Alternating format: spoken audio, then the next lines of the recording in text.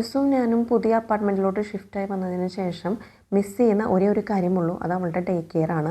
രാവിലെ 8 മണി തൊട്ട് വൈകുന്നേരം 4:30 വരെ ഡേ കെയറിൽ പോയി കളിച്ചുകൊണ്ടിരുന്നിരുന്ന കുട്ടിക്ക് ഇപ്പോൾ ഇവിടെ ഡേ കെയർ കിട്ടാത്തത് കൊണ്ട് എപ്പോഴും വീട്ടിലിരുന്ന് ബോറടിയാണ്. അവളുടെ ബോറടി ചെറുതായിട്ട് എനിക്കൊരു ട്രാജഡി ആയി തുടങ്ങിയിട്ടുണ്ട്. അതുകൊണ്ട് തന്നെ നമ്മളിപ്പോൾ ഇവിടെയുള്ള പാർക്കുകൾ മുഴുവൻ സന്ദർശിച്ചുകൊണ്ടിരിക്കുകയാണ് കേട്ടോ.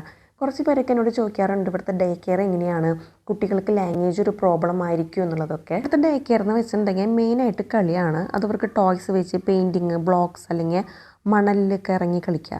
പിന്നെയെന്ന് വെച്ചിട്ടുണ്ടെങ്കിൽ ഇവർക്ക് ഗ്രൂപ്പ് ടൈം ഉണ്ടായിരിക്കും. അതിൽ ഇവർ റൈം പാടും, പിന്നെ സ്റ്റോറികൾ കേൾക്കും, പിന്നെ എന്തെങ്കിലും സിമ്പിൾ ഗെയിംസൊക്കെ കളിക്കും. പിന്നെ ഡേ കെയറിൽ കുട്ടികൾ ഷെയർ ചെയ്യാനും അതേപോലെ വെയിറ്റ് ചെയ്യാനും അങ്ങനെ കുറേ ടേബിൾ മാനേഴ്സ് അങ്ങനത്തെ കാര്യങ്ങളൊക്കെ സോഷ്യൽ സ്കിൽസൊക്കെ അവർ പഠിക്കുന്നുണ്ട്.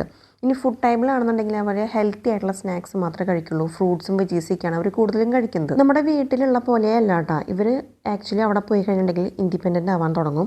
അതായത് അവരുടെ സെൽഫ് കെയർ, കമ്മ്യൂണിക്കേഷൻ, റെസ്പെക്റ്റിംഗ് അങ്ങനത്തെ കുറേ കാര്യങ്ങൾ അവർ അവിടെ നിന്ന് എളുപ്പത്തിൽ പഠിച്ചെടുക്കുന്നുണ്ട്. ഇൻഡോർ പ്ലേ മാത്രമല്ല കേട്ടോ, ഔട്ട്ഡോർ പ്ലേയും ഉണ്ട്.